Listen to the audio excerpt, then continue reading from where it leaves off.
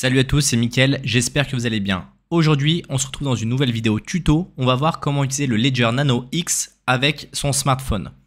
C'est un portefeuille physique qui a la possibilité d'être en Bluetooth et donc qui permet d'être piloté directement par un téléphone. Par contre, il faut déjà qu'une première fois, il ait été installé avec un ordinateur. Je ne suis pas fan moi de cette utilisation, mais je vais quand même vous la montrer et voir comment ça fonctionne avec vous. Ici, la première chose à faire, c'est d'aller sur votre téléphone et de cliquer sur installer. Vous allez sur le Play Store ou sur l'App Store et vous allez récupérer la partie Ledger Live. En parallèle, ce qu'on va faire, c'est qu'on va allumer le Ledger en appuyant sur les deux boutons en même temps.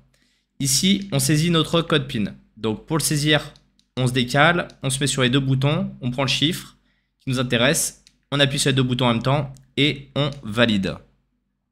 Là, on va attendre que ça récupère l'application en même temps.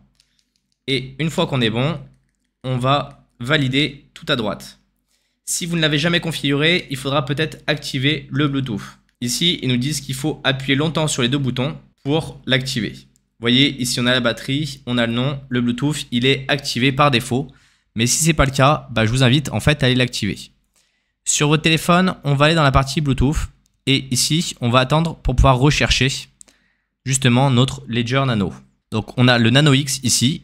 Vous voyez, et on va appuyer dessus. On va cliquer sur associer. On regarde que les codes d'accès sont bien les mêmes. On clique sur associer.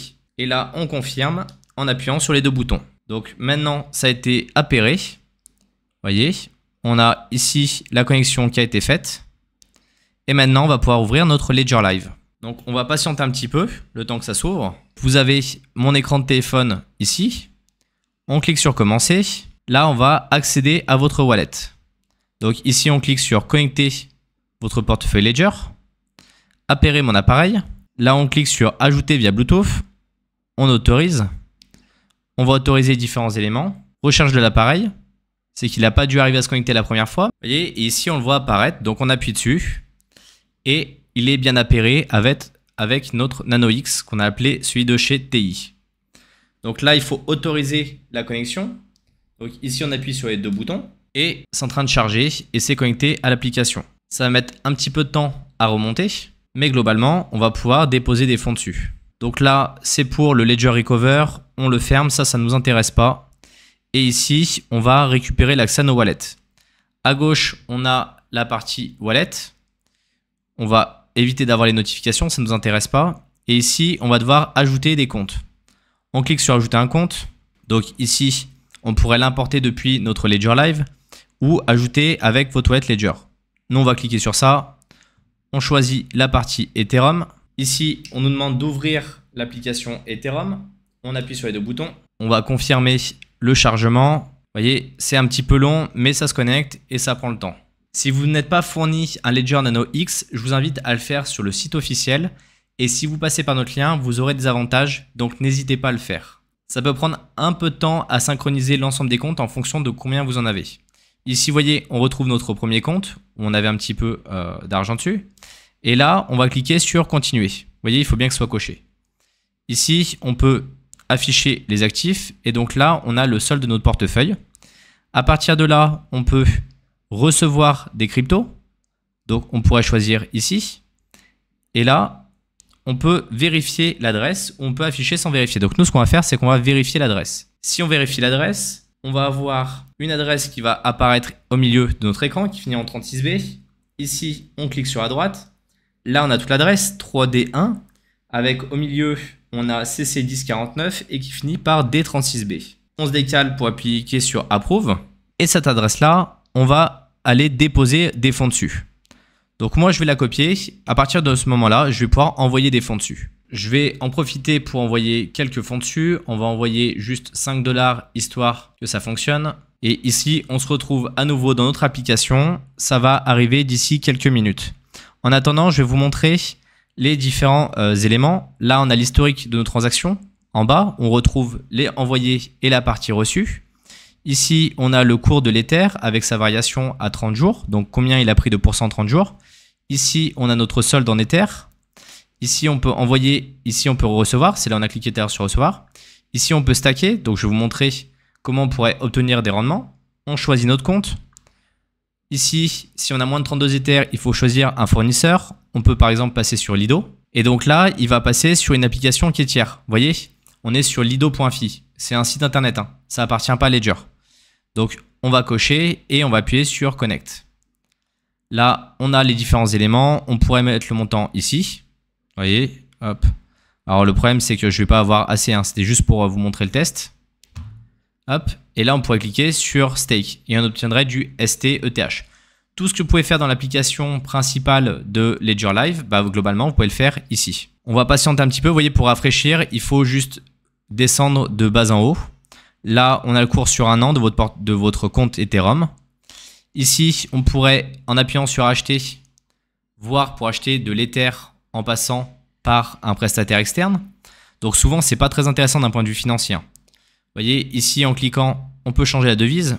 Donc, on va se mettre, nous, en euros. On va descendre un petit peu. Euro est là. Là, on choisit de mettre, par exemple, 100 euros. Ce qui nous donne à peu près ce montant en Ether. On clique sur confirmer. Le pays, on va choisir la France, par exemple. Ici, on dit qu'on va acheter en carte bleue avec Visa. Et là, on va cliquer sur voir les prestataires éligibles. Donc ici, on a la liste des prestataires. Et là, par exemple, avec Revolut, on aurait pour 97 euros, l'équivalent de 97 euros en Ether. On peut faire pareil sur la partie vente. On a accès, vous voyez, à ces boutons là. Quand vous appuyez dessus, vous retournez dans la fenêtre où j'étais. On a les 4 boutons.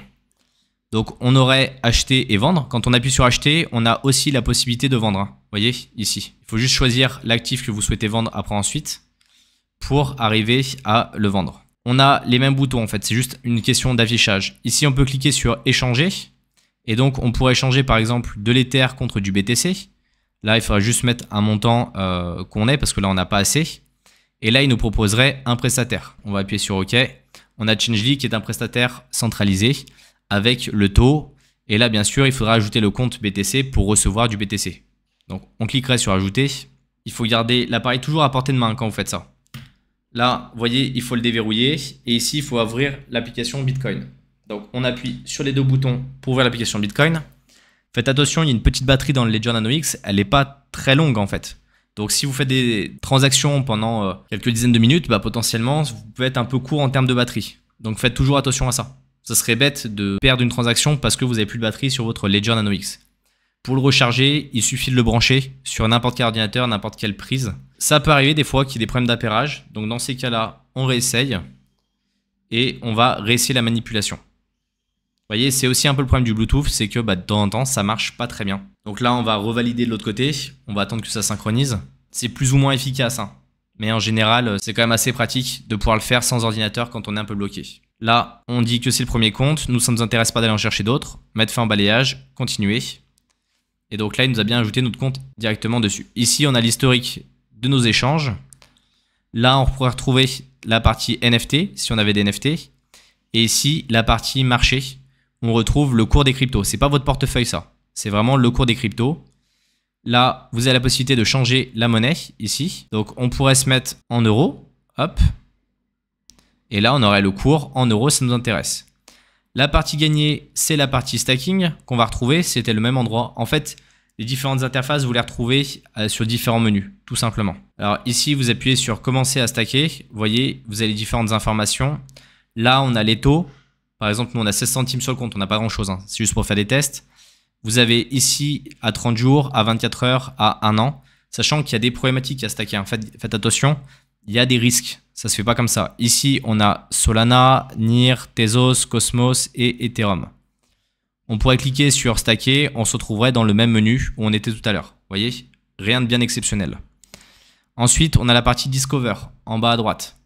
Ici, ce sont toutes les applications avec lesquelles vous pouvez vous connecter directement. Par exemple, on pourrait cliquer sur OneInch. Là, il nous explique que c'est un site externe, donc ils ne peuvent pas être tenus responsables des mauvaises manipulations que vous pourriez faire. Vous voyez, il y a oneinch.io, c'est écrit clairement. Là, notre ledger, il est directement connecté au site. Et là, si par exemple, on voulait changer, je ne sais pas, de l'Ether contre de l'USDT, on mettrait notre montant.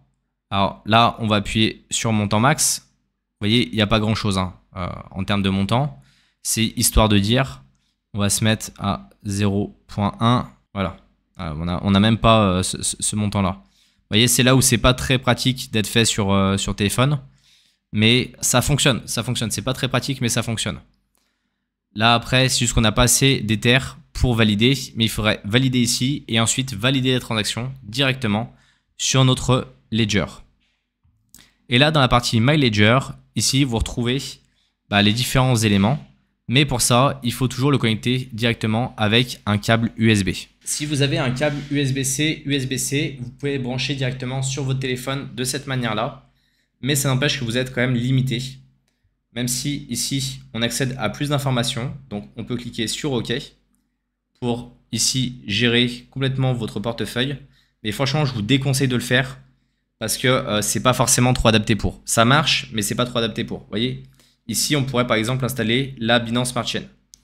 On clique sur le petit plus. Ça va s'installer en nouvelle application directement sur le Ledger Nano X.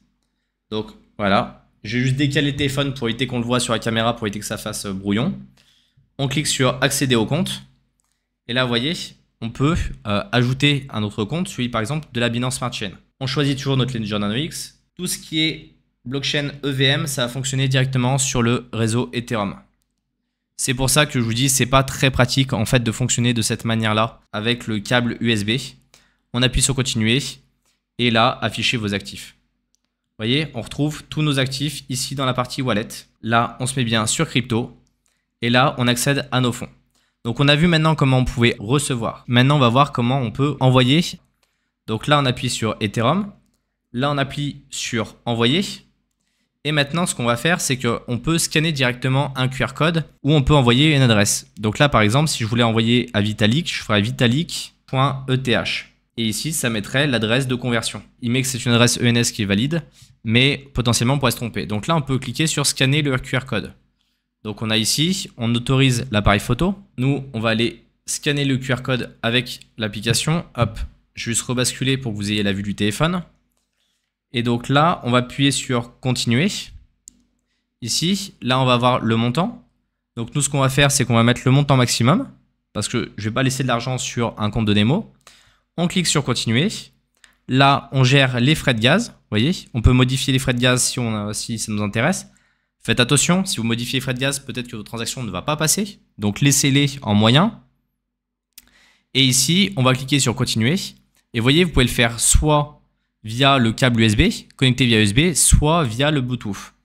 Nous, ce qu'on va faire, c'est qu'on va rester en Bluetooth. Donc, je vais juste débrancher le câble USB, qu'on soit uniquement ici, en Bluetooth. Quand vous faites ça, à chaque fois, il faut redéverrouiller l'appareil. On ressaisit le code PIN comme on a l'habitude de le faire. On appuie sur valider. Et là, on va choisir l'option Nano X. Donc là, il faut vérifier les transactions. Vous voyez, review transaction. On a le montant en Ether. On a l'adresse. On vérifie que l'adresse n'ait pas été changée. Et ensuite, on a le nombre de frais maximum. Et là, on accepte et on envoie. On appuie sur les deux boutons. La transaction a bien été effectuée. On peut voir les détails en appuyant dessus. On clique en arrière et là, on peut fermer. Voilà. Donc là, maintenant que vous savez globalement comment ça fonctionne, ici, vous avez le solde des cryptos sur l'accueil et vous pouvez déposer vos fonds.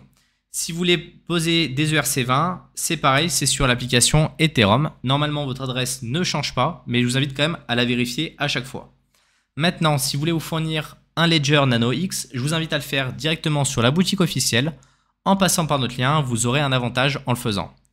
J'espère que vous avez aimé cette vidéo, que ça vous a appris à utiliser le Ledger Nano X directement en Bluetooth depuis votre téléphone. Pensez à mettre un like, pensez à vous abonner et on se retrouve dans une prochaine vidéo. Salut à tous!